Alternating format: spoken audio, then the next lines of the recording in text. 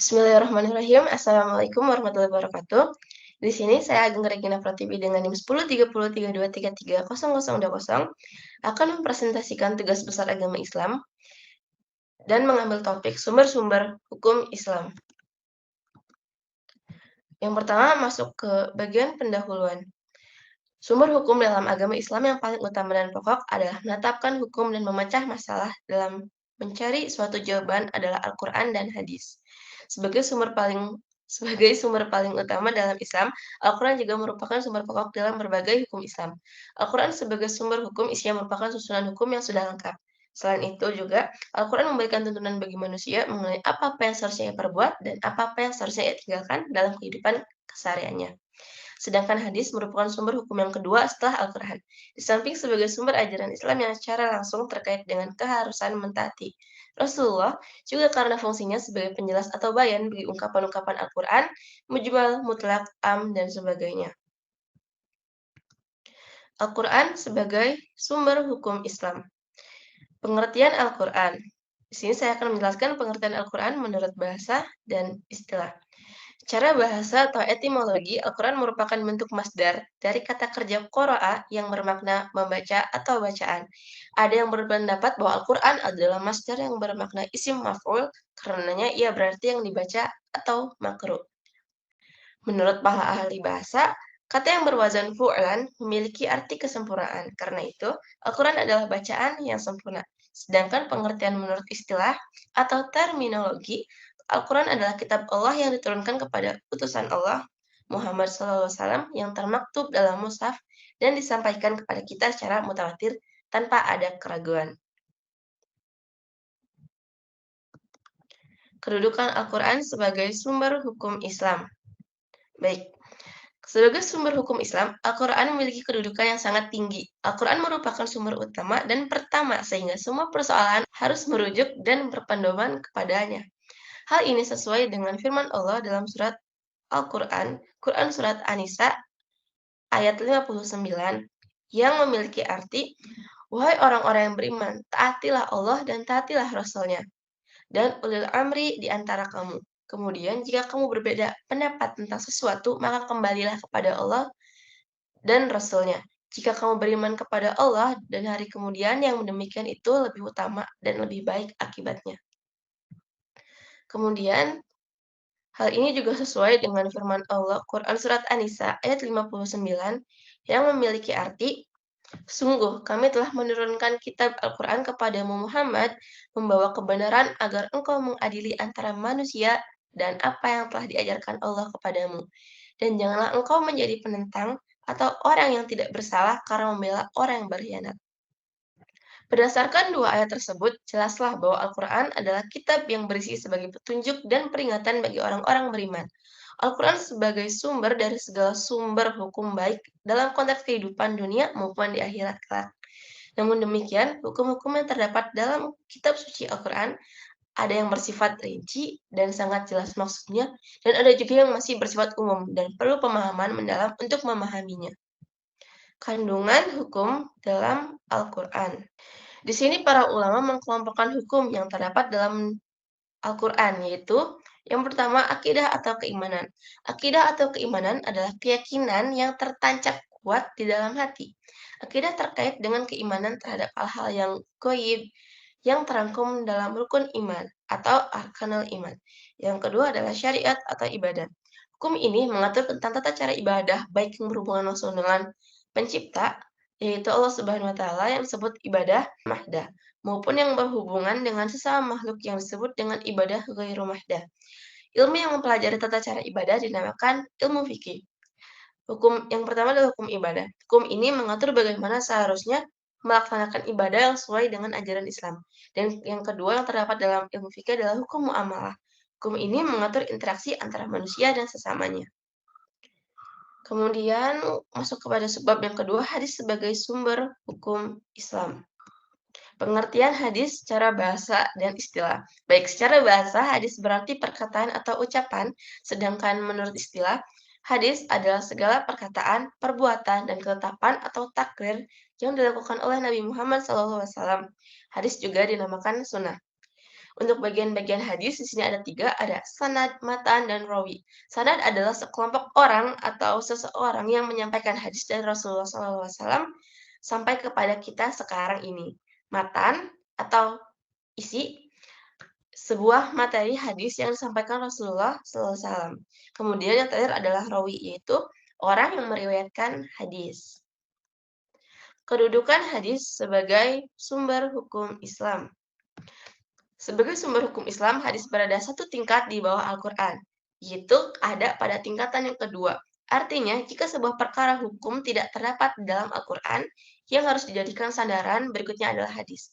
Hal ini sebagaimana firman Allah dalam Quran Surat Al-Hasyr ayat 7, yang memiliki arti, dan apa-apa yang diberikan Rasul kepadamu, maka terimalah ia, dan apa-apa yang dilarangnya, maka tinggalkanlah ia.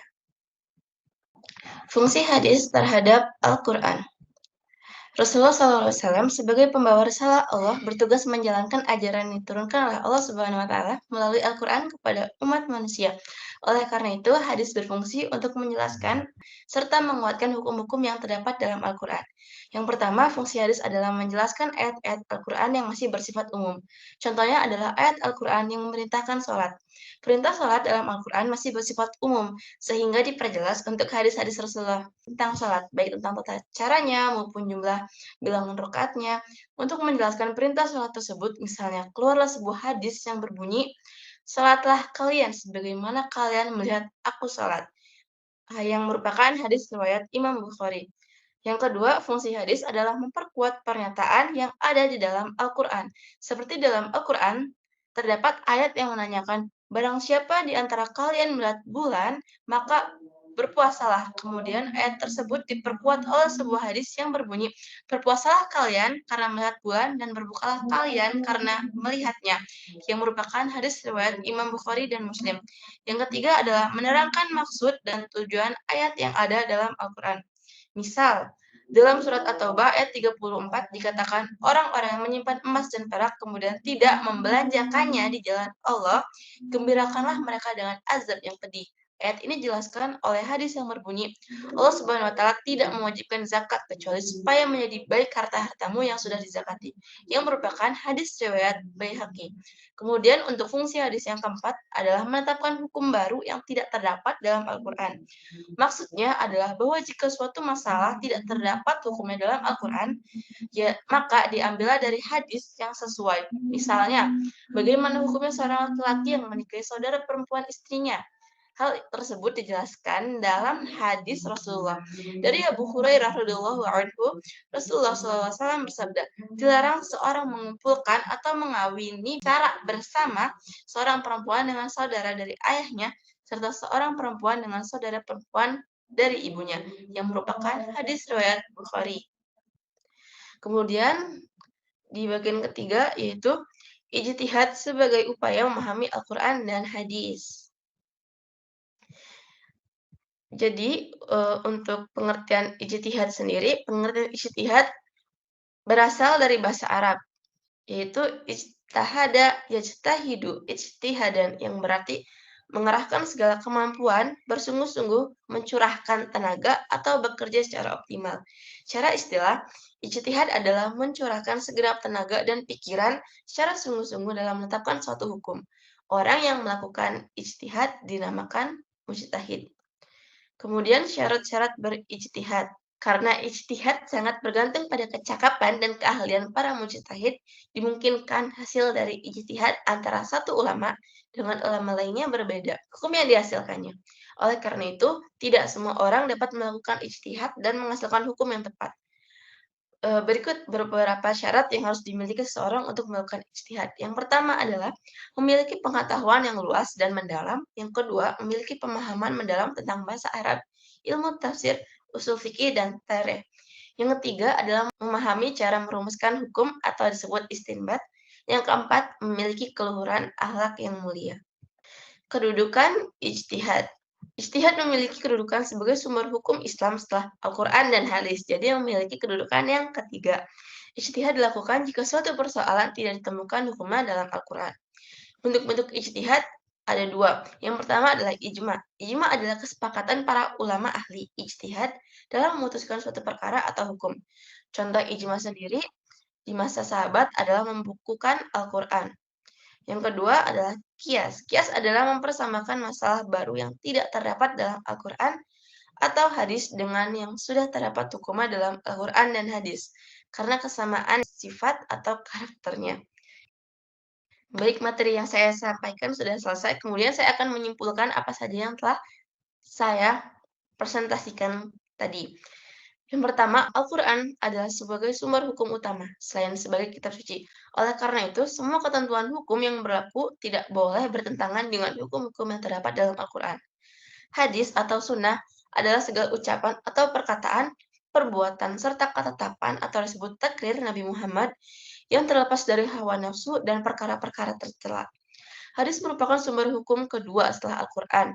Dengan demikian, hadis memiliki fungsi yang sangat penting dalam hukum Islam. Di antara fungsinya, yaitu untuk menegaskan ketentuan yang telah ada dalam Al-Quran, menjelaskan ayat-ayat Al-Quran, atau disebut sebagai bayan tafsir, dan menjelaskan ayat-ayat Al-Quran yang bersifat umum, atau bayan taksis. Kemudian ijtihad artinya bersungguh-sungguh atau mencurahkan segala kemampuan. Ijtihad yaitu upaya sungguh-sungguh mengerahkan segenap kemampuan akal untuk mendapatkan hukum-hukum syariat pada masalah-masalah yang tidak ada syarak atau ketentuan hukum yang bersifat operasional dengan mengambil kesimpulan dari prinsip dan aturan yang telah ada dalam Al-Quran dan Sunnah Nabi Muhammad SAW. Kemudian, daftar pustaka. Berikut merupakan sumber-sumber yang saya ambil untuk membuat PowerPoint kali ini.